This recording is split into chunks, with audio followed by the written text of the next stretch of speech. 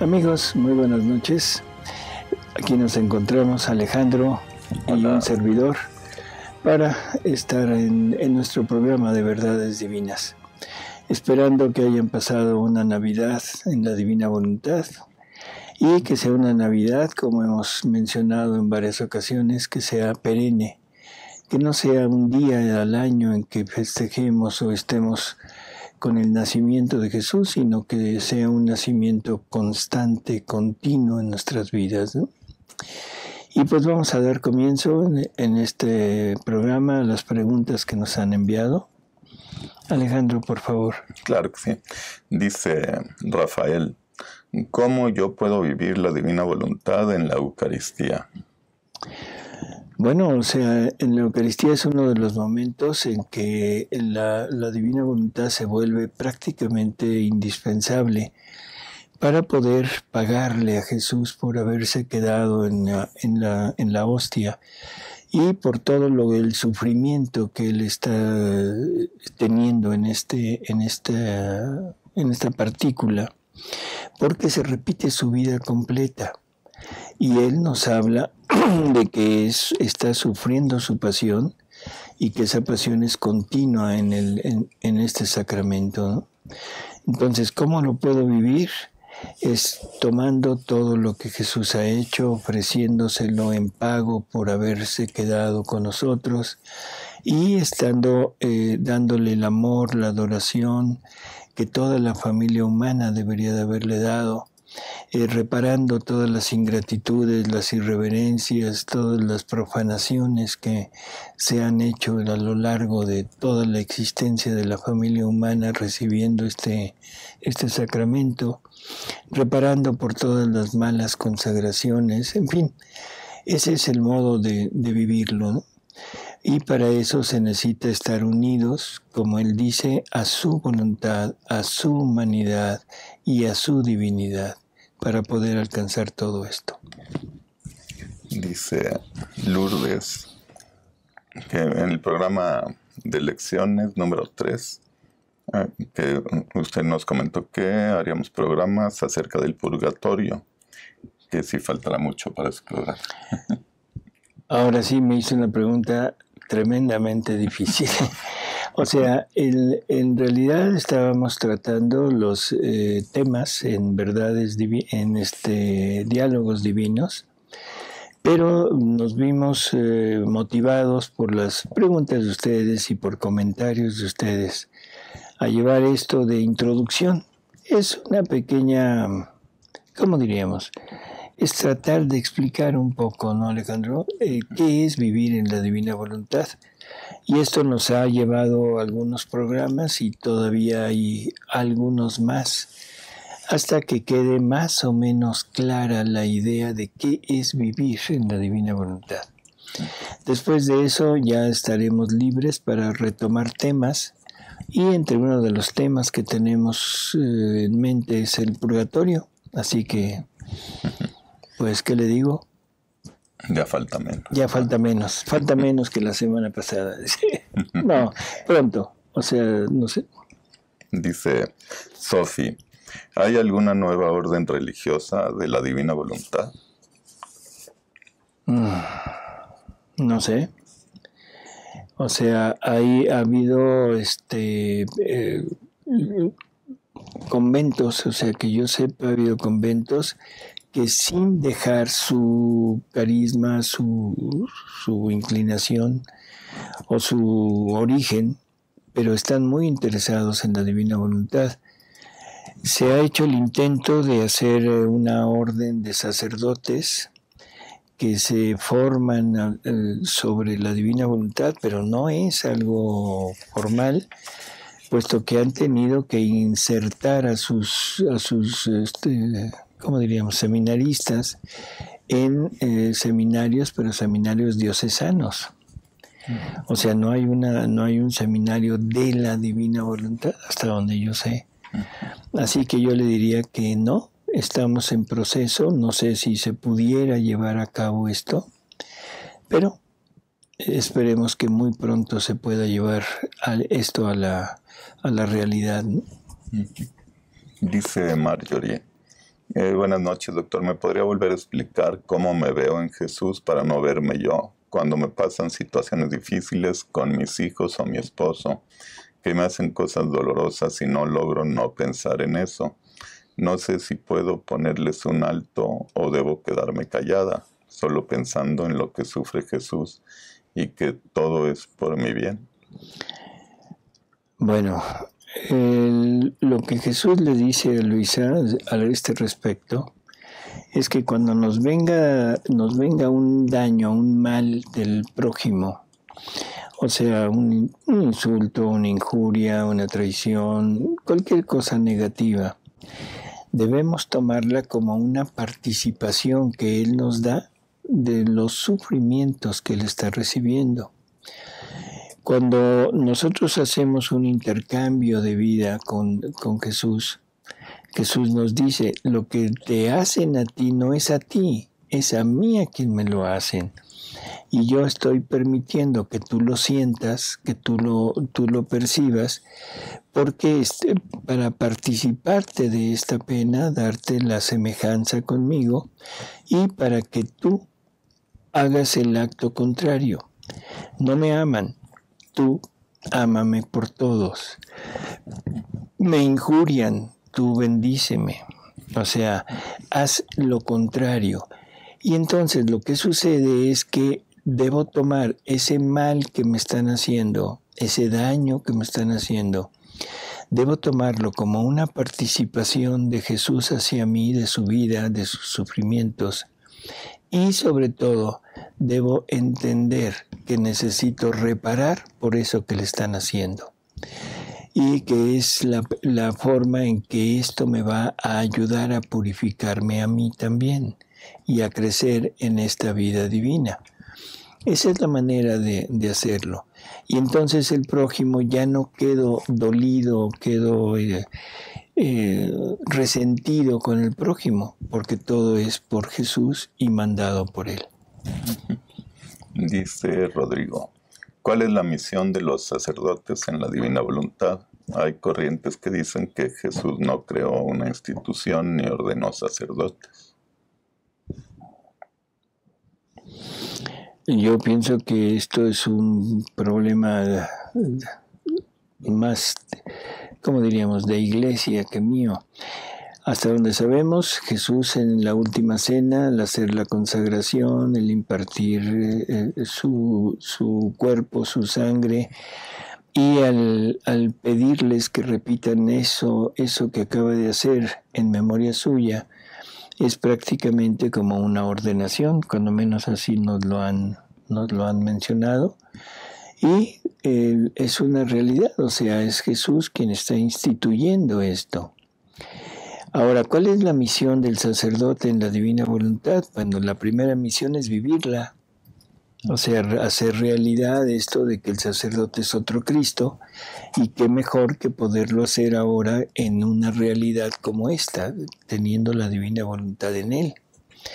La segunda misión que tiene es difundirla, porque esto es de iglesia, esto tiene que salir a través de la iglesia, porque es la misma vida de Jesús la que se nos está ofreciendo. Esto no es otra cosa, esto es nada más la explicación del Evangelio. No es un nuevo Evangelio, no es una nueva revelación. Esto es lo más, como diríamos, el corazón mismo de nuestra doctrina es esto. Por lo tanto, lo más idóneo es que salga a través de la iglesia y que sean los sacerdotes. Eso es lo que Jesús quería desde el principio, pero por motivos que no tenemos, como diríamos, interés en profundizar, pero no se llevó a cabo. Bueno, Jesús se vale de otras personas que quieran hacerlo para empezarlo a difundir, pero tiene que volver a recaer sobre la iglesia. Así que esa es la misión de los sacerdotes. Dice Malú, una pregunta, doctor, para la Jornada Mundial de la Juventud, ¿en qué programas nos podemos preparar? Ya que el tema es de la Santísima Virgen, hágase tu voluntad. Gracias por ayudar. ¿En qué temas? O sea, temas para prepararse, temas de nosotros, de la divina voluntad. De programas que hayamos hecho yo acá. Hemos hecho programas sobre la Virgen. Si usted quiere, denos unos momentos y ahorita le decimos qué programas tenemos sobre la Virgen para que pudiera usted enterarse un poco más. Dice Sophie, doctor, al ofrecer mis actos en la divina voluntad, simplemente debo fundirme en la divina voluntad y decir, por ejemplo, en tu divina voluntad empiezo este día de trabajo, o dormir, cocinar, etc. Esa es la pregunta, que sí, nada más diciendo, bueno, debo fundirme. Ese es el acto preventivo. El acto preventivo, que es poner la intención de que todos nuestros actos sean realizados a través de la divina voluntad, o sea, exactamente así. Y después, bueno, pues la continuidad que tengamos en llevarlo a cabo, ¿no? El padre Dengo dice buenas noches y bendiciones para todos. Feliz Navidad. Gracias, padre, igualmente. Igualmente, padre, gracias. Dice,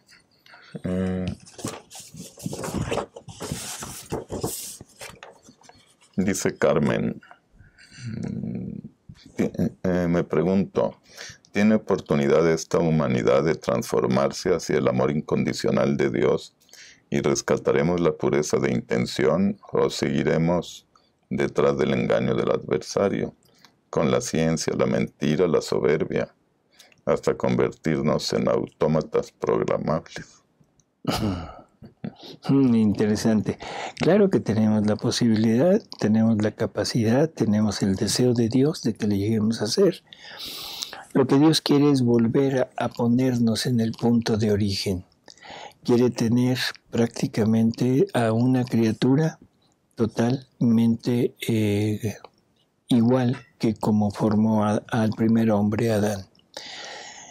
La imposibilidad o la posibilidad de lograrlo depende de nosotros, no de Dios. Dios ya decidió darlo, pero darlo a quien se decide a tomarlo. Por lo tanto, es cuestión nuestra. ¿Puedo? ¿Quiero? ¿Realmente lo anhelo? Adelante, hasta donde yo pueda o hasta donde yo quiera. No puedo, dudo, no quiero, no lo voy a tener, ¿sí? Así que no se necesita preguntar si se puede. Se necesita preguntarnos a nosotros mismos si queremos. Dice Ignacio, ¿cuál será la divina voluntad de Dios por la autorización indebida del aborto? ¿Cuál será la divina voluntad de Dios por la autorización del aborto? O sea, yo creo que es simple y llana su contestación a esto, ¿no? La justicia divina dice no. Y la justicia divina cataloga como un pecado gravísimo el aborto. A quien lo promueva, a quien lo lleve a cabo, a quien ayude, a quien coopere con esto.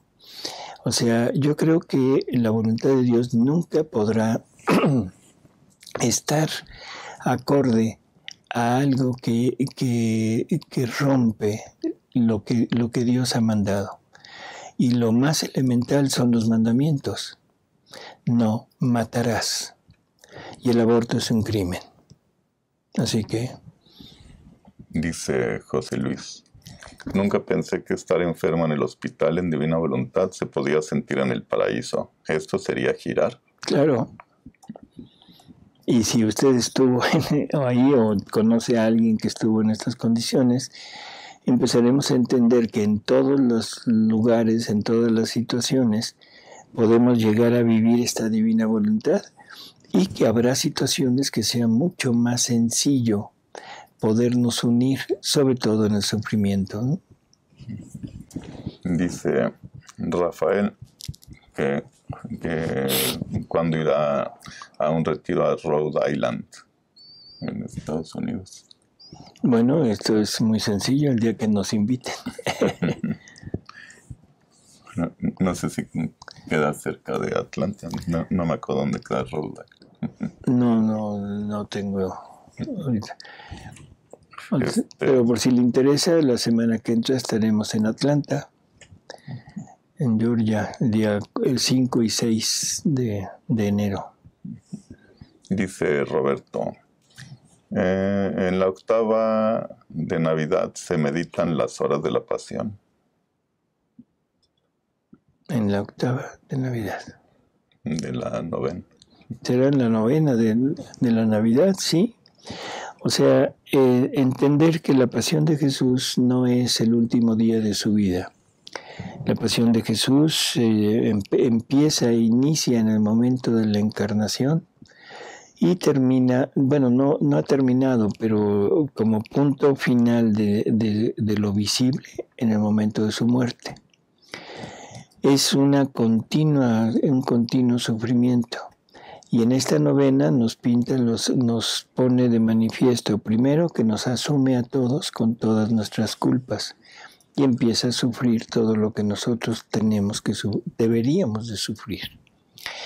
Pero también nos pone el punto de sufrimiento por lo ajeno que está de nosotros, por lo lejano que está de nosotros, porque está encerrado en un vientre que no le permite espaciarse, que no le permite moverse, en fin.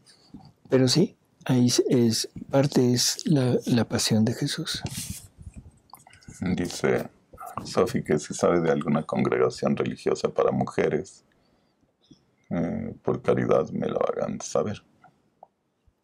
Que yo supongo que lleven la divina voluntad, o sea, es lo más probable que esté preguntando. Sí. No sé, o sea, así como tal, como decíamos hace un momento, no conozco ninguna, alguna congregación, alguna orden que esté enfocada en la divina voluntad, no. Que sean afines a la divina voluntad, sí, hay algunas, pero no dejan su línea, su carisma, ¿no? Dice Leticia, en el volumen 22 Jesús habla de los actos ocultos. ¿Cuáles son estos actos? De los actos ocultos. No recuerdo así con exactitud, pero ahorita, o sea, lo primero que me viene a la mente serían los actos internos de nosotros, o sea, nuestros pensamientos, nuestros latidos, nuestros respiros, nuestros deseos, todo lo que está dentro de nosotros, que es movimiento, es un acto.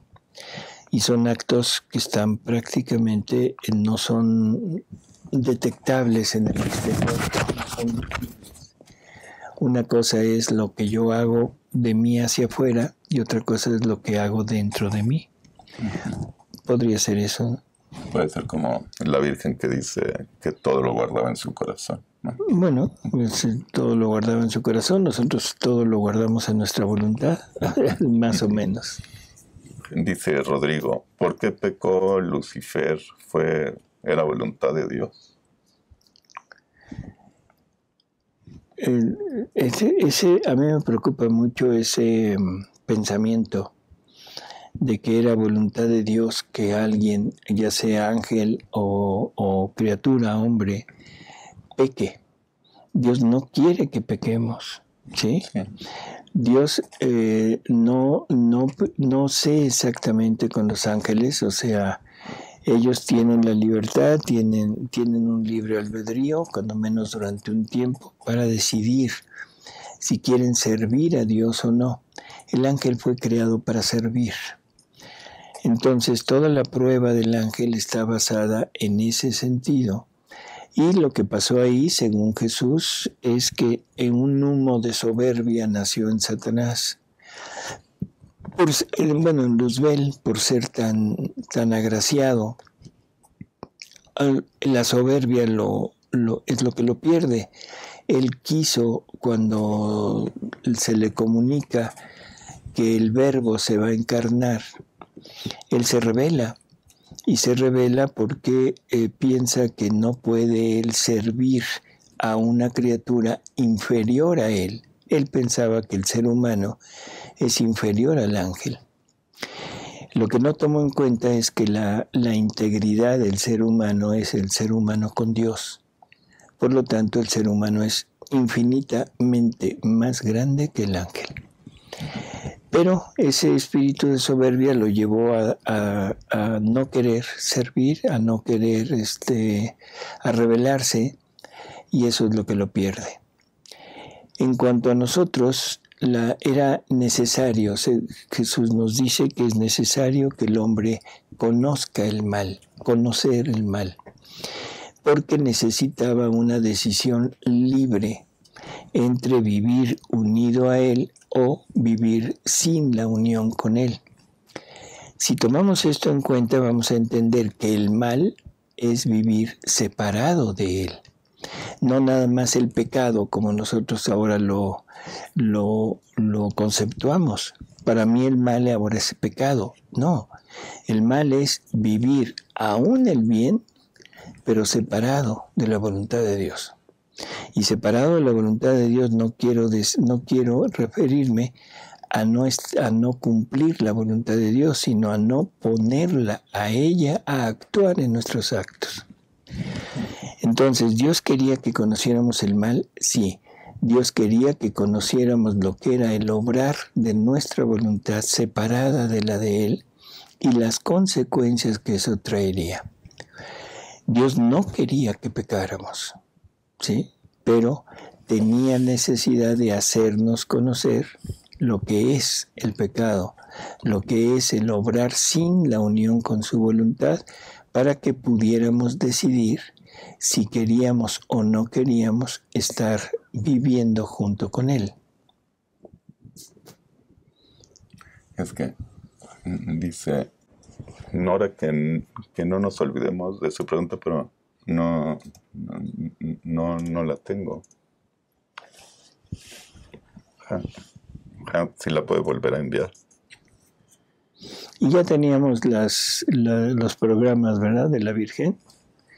O sea, para responder a esto que se quedó un poquito en el programa 11 de Diálogos Divinos, que es la herencia de María, en el programa 10, que es el triunfo, perdón, pero llámalo. El triunfo es el triunfo, pero de la divina voluntad. Y el 24 y el 25, el 24 dice Inmaculada Concepción, el 25 Misión de María. Entonces 10, 11, 24 y 25. Y el de la Reina del Cielo. Pero, ¿cuántos fueron de esos programas? ¿Fueron 4 programas? 14. O 14 programas sobre la Reina del Cielo. Dice Elizabeth, buenas noches, ¿qué es la gracia? ¿Hay en los textos de la Divina Voluntad alguno que hable de este tema? Bueno, o sea, nos menciona la gracia, sí. La gracia son los efectos de la vida divina en la criatura. Es lo que Dios le deja a la criatura, y todos los efectos que le da son parte de Dios mismo. O sea, pero no es la vida divina en totalidad como sería en la Divina Voluntad. Eso es lo que podríamos decirle, ¿no? Dice, el Padre Dengo nos contesta que es la octava de Navidad. Dice, la octava de Navidad son los 8 días después del 25. La solemnidad de Navidad es tan grande que la Iglesia en su liturgia la celebra 8 días como un solo gran día. Gracias, Padre. Y bueno, volvemos a lo mismo. O sea, yo pienso, perdón, esto es mi idea. Cuando pensamos en Jesús, generalmente como que lo dividimos. Y dividimos, por ejemplo, el nacimiento, lo vemos como si fuera un nacimiento humano, común, un nacimiento en el cual es la alegría, la felicidad, todo el contento de tener a un nuevo miembro, a un hijo nuestro. En Jesús es esa parte, la alegría, la felicidad de tener a este niño, que no solo es un niño más, sino es el Redentor del mundo, sino que ahora tenemos que entender que ese Redentor del mundo tiene un destino, y tiene un destino que es un destino de sufrimiento, y que no es un destino a futuro, sino es una vivencia que se está llevando a cabo en el momento actual. Por lo tanto, debemos ver a ese niño con toda la alegría que el nacimiento significa, con toda la alegría de lo que significa tener el Redentor, pero con todo el dolor de lo que significa que ese Redentor desde esa edad está sufriendo. Y está sufriendo por lo que nosotros hacemos. Debemos tener conciencia de que María no es la mamá nada más alegre por tener a su niño, porque se haya cumplido lo que el arcángel le dijo en la Anunciación, por tener al Redentor, al Hijo de Dios y a hijo de ella. Ella está consciente, está viviendo, sabe perfectamente lo que su hijo está sufriendo en ese momento, sabe perfectamente a lo que está destinado su hijo, a vivir una vida de sufrimiento y terminar como terminó, en esa pasión cruenta.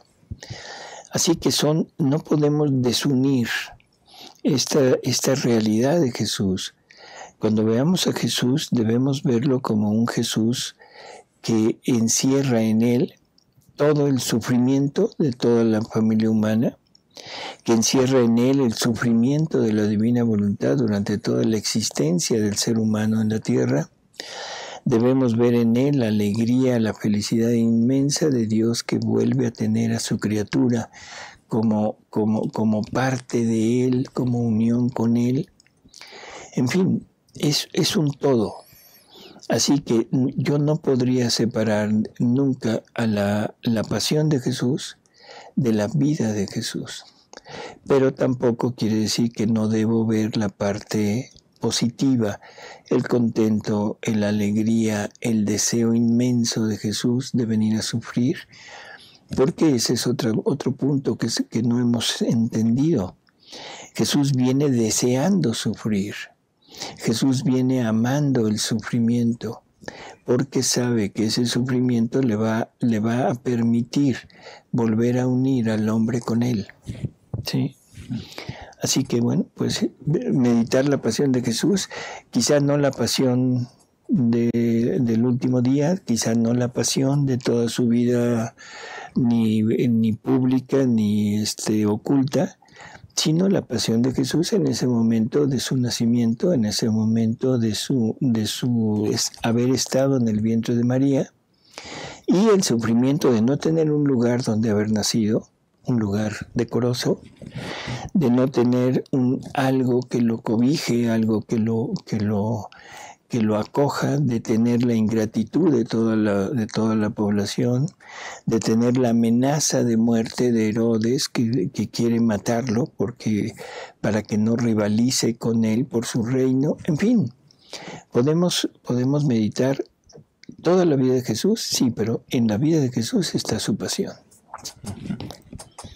Dice, y sí, a mí se me facilita de esta manera. Bueno, creo que reparar. Mis ojos son de Jesús y a través de ellos ve los actos anticristianos, yo los rehago. Hasta he tolerado ver un programa de TV donde son puros criminales y los rehice en Jesús, y así también son mis otros sentidos, oídos, boca, nariz y todos mis miembros. Por favor, estoy bien. Esto ayuda a tratar a mis semejantes con amor, amor, amor. Uh-huh. Sí, no hay problema.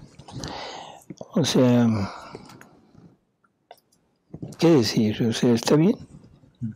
La parte de hasta he tolerado ver un programa de televisión, yo sería de la opinión, es una opinión muy personal, no tenemos por qué ver eso. Sí.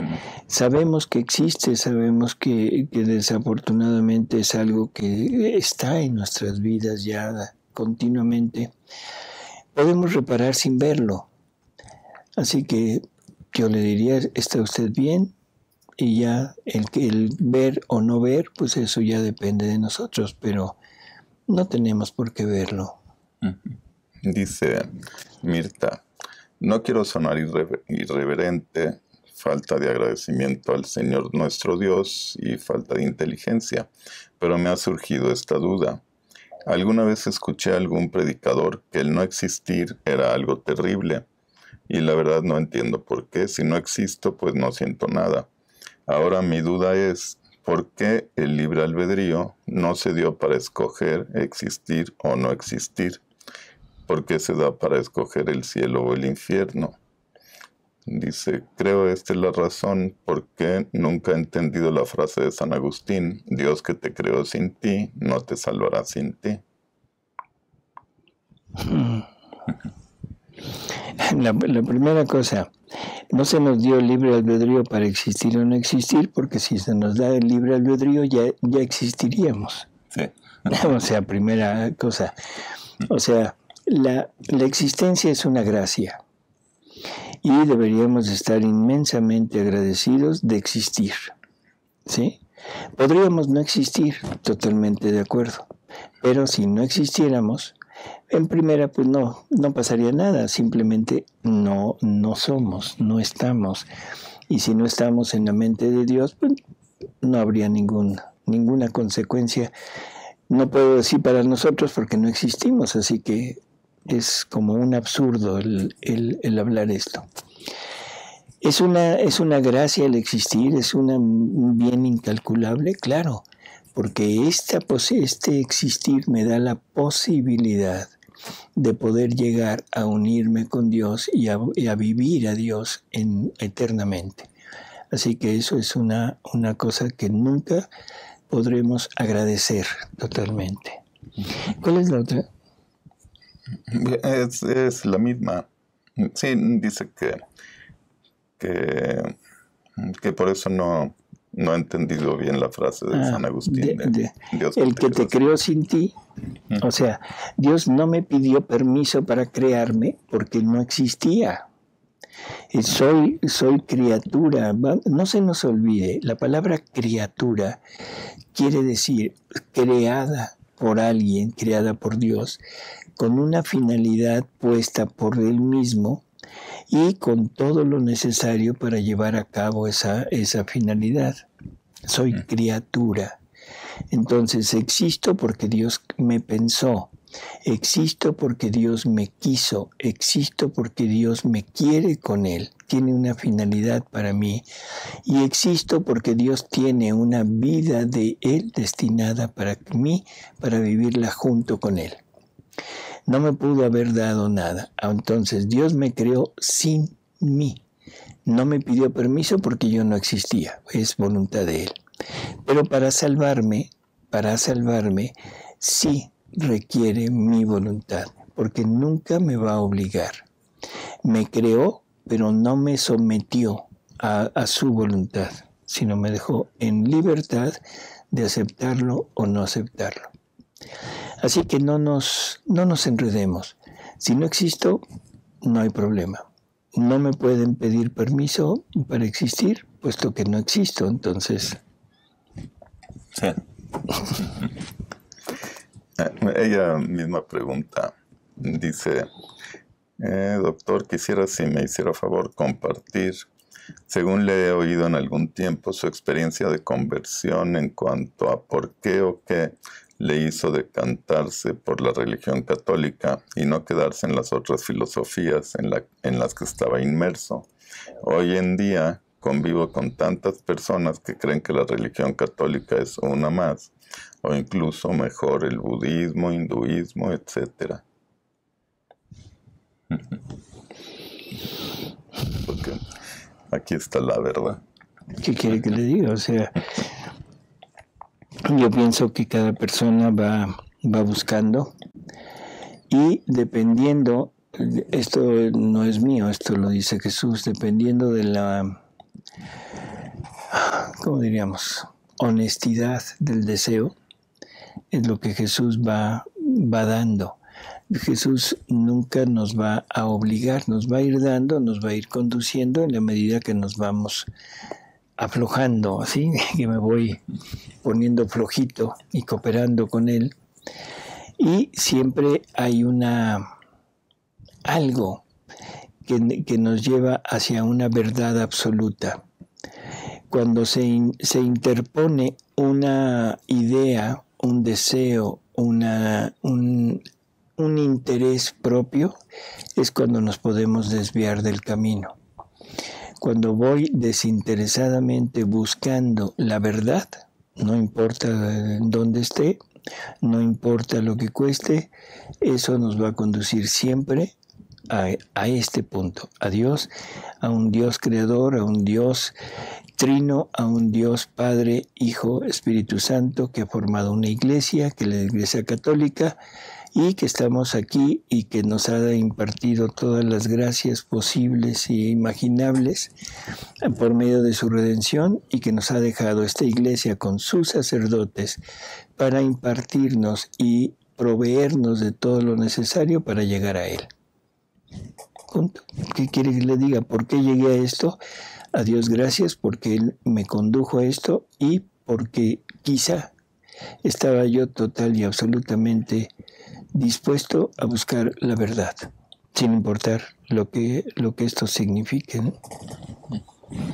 Dice Juan Pablo, para vivir la divina voluntad y no usar tanto el acto preventivo, tengo que estar consciente en el pensamiento que es Jesús el que vive y obra en mí, en todos los actos que obramos y pensamos, o cómo funciona. Bueno, ya hemos mencionado a veces que el acto preventivo es al inicio, y que en algún momento dado de nuestra vida este acto preventivo debe prácticamente desaparecer. O sea, cuando vivamos continuamente, ya no tendré que estar pensando en poner todos mis actos en su voluntad, sino será una vida continua. A veces les pongo el ejemplo, o sea, no importa lo que seamos, pues podemos ser ingenieros, contadores, empresarios, médicos, lo que sea. Yo en mi caso soy médico. Yo jamás en la mañana me paro y hago mi acto preventivo de actuar como médico. Ya lo tengo integrado en mí.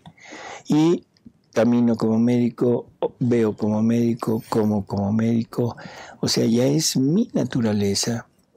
La divina voluntad debe ser igual, debe llegar a ser naturaleza nuestra. Por lo tanto, el acto preventivo es simplemente el deseo de no salirme. Pero cuando ya estoy unificado, prácticamente ya no sería necesario. Y el acto actual, pues definitivamente se debería de totalmente desaparecer. Porque si yo tengo necesidad de hacer un acto actual, es señal de que me salí de la divina voluntad. Dice Kevin, usted dice que aún el bien, si está fuera de la voluntad de Dios, eso es mal, y que debemos poner esto en divina voluntad. ¿Cómo se colocan estos actos en divina voluntad? Yo lo que dije es que Jesús nos dice que la voluntad humana es incapaz de hacer un bien. Jesús nos dice que el querer humano, querer es el acto, para que se entienda. El querer humano es pecado. Y ahorita le digo en qué libro está, si nos hacen favor de... Así es exacta la palabra, el querer humano es pecado. Todos fuimos creados con la idea de que en cada acto nuestro iba a haber la participación de la divina voluntad, de la vida divina en nosotros, y que ese acto, el que fuera, pequeño, grande, intermedio, no importa, iba a estar la divina voluntad ahí poniendo su vida en ese acto. O sea que íbamos a estar continuamente multiplicando vidas divinas en nosotros. En el momento que se rompe aquella unión entre el hombre y Dios, ahora Dios ya no puede poner su vida en nuestros actos porque ya no hay el espacio, ya no hay la materia prima para poderlo hacer. Entonces el hombre desune sus actos y ahí ya hay una falta. que es una falta total y absolutamente por no estar cumpliendo con la finalidad para la que fuimos creados. Y aunque esos actos sean buenos, aunque esos actos sean llevados a cabo ahora por la santidad humana, Dios los toma como buenos porque es lo que ha pedido para el hombre, porque lo está encaminando poco a poco para llegar a Él. Y Él nos ha ido dando conocimiento paulatino. Entonces, los actos del Antiguo Testamento, los actos buenos de ellos, son tomados como buenos por Dios. Sí, definitivamente sí. Y son tomados en el sentido de que eso es lo que Dios pedía. Pero no estaban unidos a la voluntad de Dios. Por lo tanto, en los actos santos de estos del Antiguo Testamento no había ni siquiera la gracia.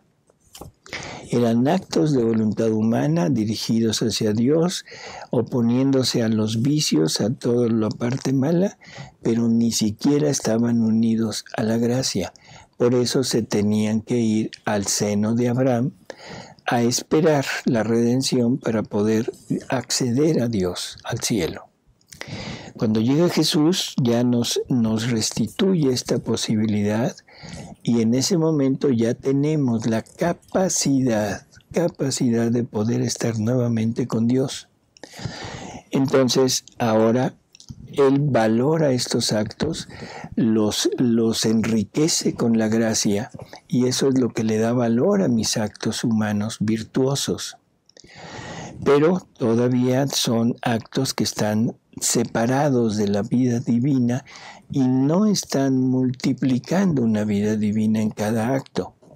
No importa, Dios los pone se los da como buenos, pero Jesús tuvo que sufrir una muerte por cada acto de estos, porque era necesario por la justicia divina pagar nuevamente la muerte que se le dio a la vida divina en aquel acto. Ahora Jesús tiene que pagar para restituir la vida divina que Dios requiere recibir. Entonces, el querer humano es pecado. ¿En dónde? En la lectura del libro 24, lectura 8, en el párrafo 5 y 6. ¿Y qué dice? Sí, Dice, en el párrafo 5 dice Luisa: después pensaba entre mí, pero qué mal hace la criatura cuando hace la voluntad humana. Y Jesús ha agregado: hija mía, el mal es grande. Mi voluntad es luz y la humana es tinieblas. La mía es santidad y el querer humano es pecado. Creo que es categórico. O sea, Luisa preguntando qué mal hace la voluntad humana cuando hace un bien, y Jesús le contesta esto, ¿no? Dice Miriam: ¿qué piensa usted sobre los mensajes de la Santísima Virgen donde pide rezar el rosario? Y lo hemos hablado en muchísimas ocasiones. O sea, la Virgen tiene como misión ir llamando a las almas a la conversión. Tiene como misión el ir haciendo crecer a los hijos que ya están convertidos, irlos haciendo crecer en cuanto a la unión con ella y con su hijo. La Virgen tiene la misión de ir reuniendo a aquellas almas que quieran llegar a vivir en la divina voluntad. Depende del lugar, depende de las personas a las que se les presente, es el mensaje que se da. ¿Todos los mensajes de la Virgen son buenos? Sí. ¿Todos los mensajes de la Virgen son queridos por Dios? Por supuesto que sí. Y todos nos llevan a ir avanzando, a ir llegando cada vez más a este punto. Pide rezar el rosario, sí. ¿Por qué pide rezar el rosario? Porque es una oración en la cual nos estamos como afiliando, vamos a decirlo, palabras humanas, a ella, nos estamos uniendo a ella, estamos dándole la alabanza, la gloria, el honor, el amor que ella quiere recibir de sus hijos. Nos estamos poniendo en la condición de hijos de ella y nos estamos encomendando a ella para que nos cuide. Ahora, ¿cómo rezar el rosario? Lo hemos repetido 20,000 veces. Lo voy a decir la última vez que lo voy a decir. El rosario lo podemos rezar como queramos. Punto. No importa cómo. Desde la voluntad humana, desde la voluntad divina. Pero en la voluntad divina hay dos categorías. Yo puedo decir, voy a rezar el rosario y unirme y decir, ven divina voluntad de rezar en mí y ofrece esta oración como hecha por ti. O sea que esa es como la frase de Luisa. Y ofrécela por toda la humanidad. ¿Lo estoy rezando en divina voluntad? Sí. ¿Estoy haciendo actos en la divina voluntad del rezar el rosario? Sí. Pero no estoy haciendo vida. No estoy haciendo vida. ¿Por qué? Porque simplemente son los actos del rezo, de la repetición, del ofrecimiento, pero me quedo en la parte de actos. Nos dice Jesús, el alma que vive en mi voluntad posee la fuente de todos mis actos.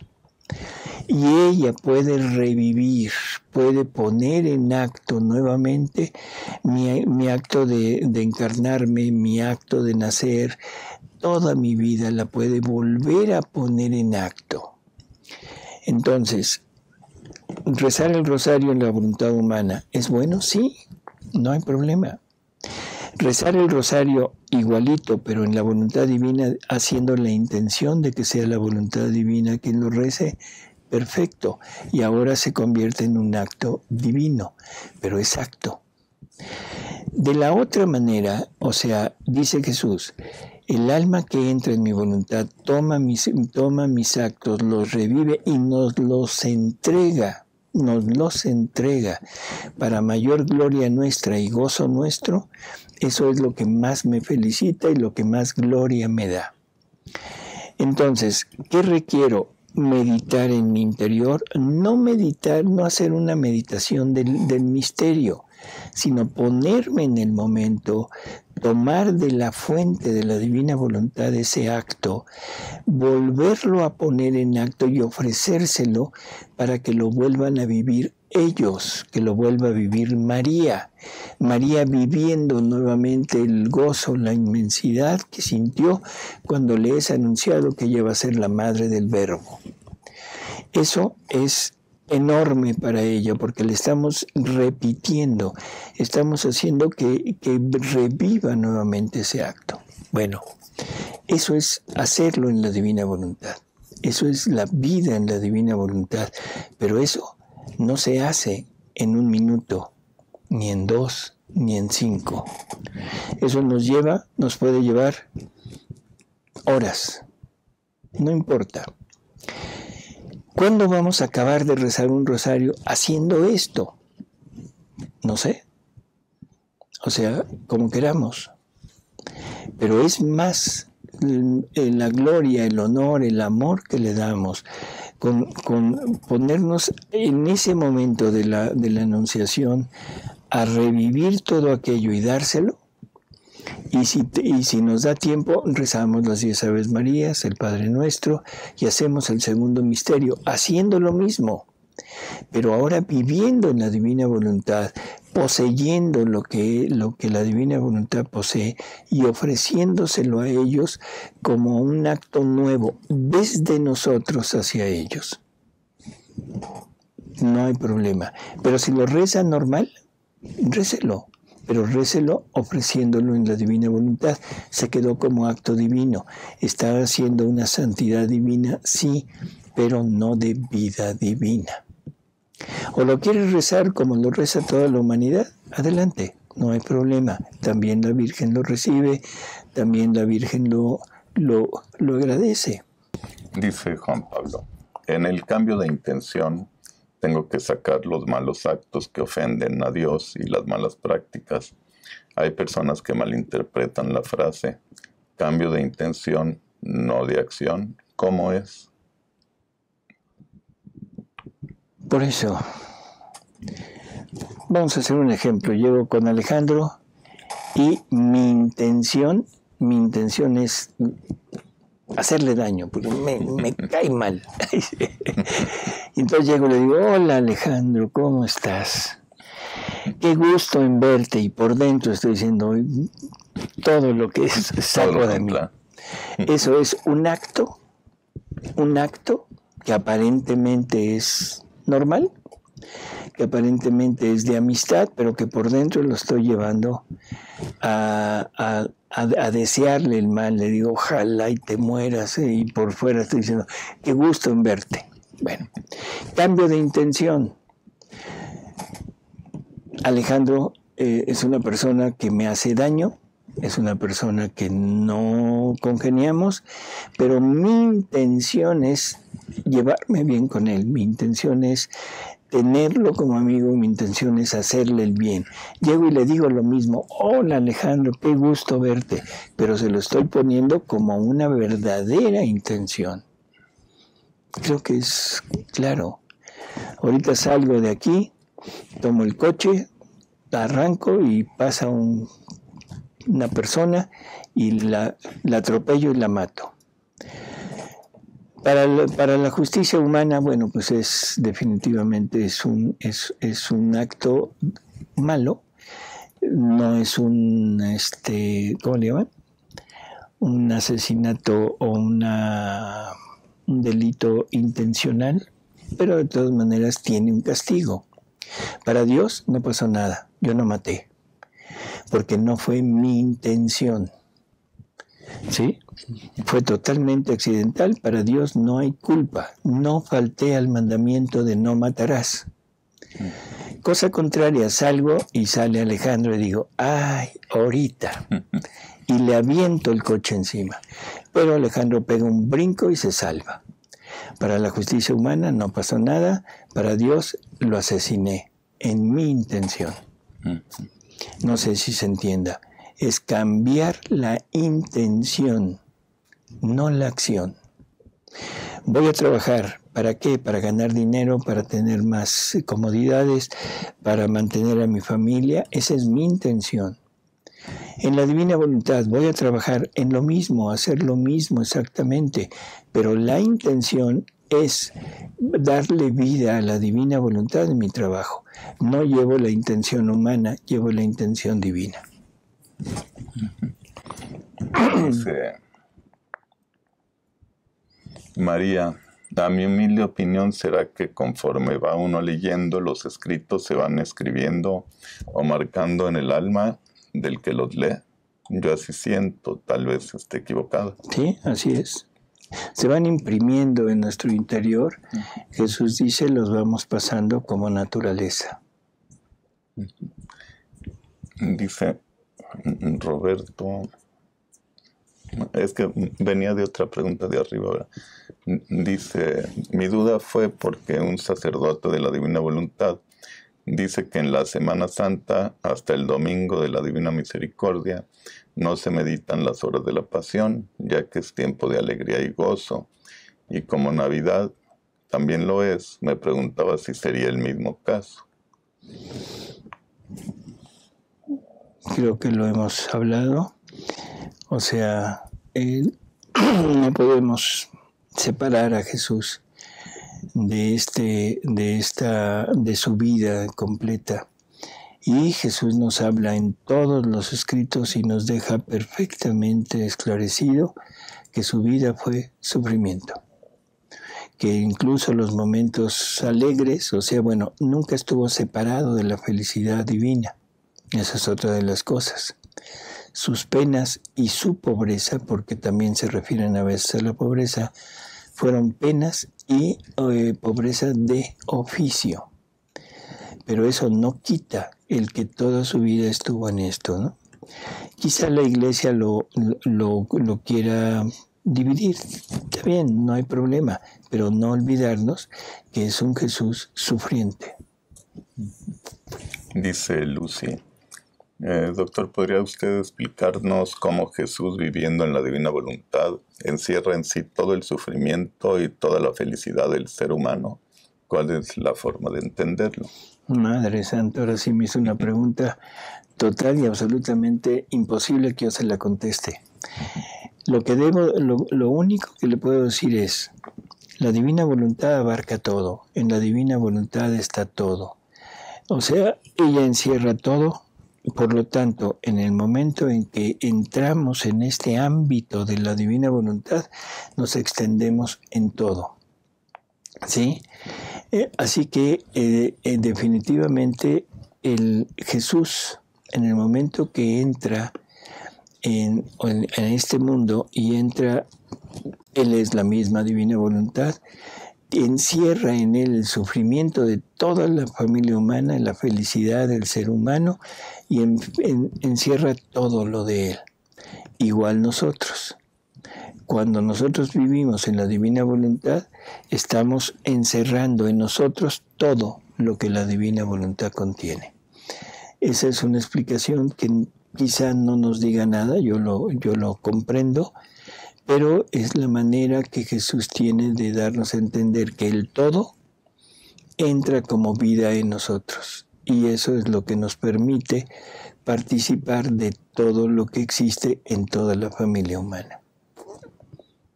Dice Marta, sí,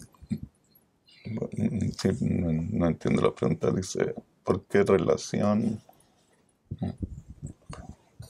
Bueno, Claudia dice, mi intención es no salirme, pero ¿cómo sé cuando ya me salí?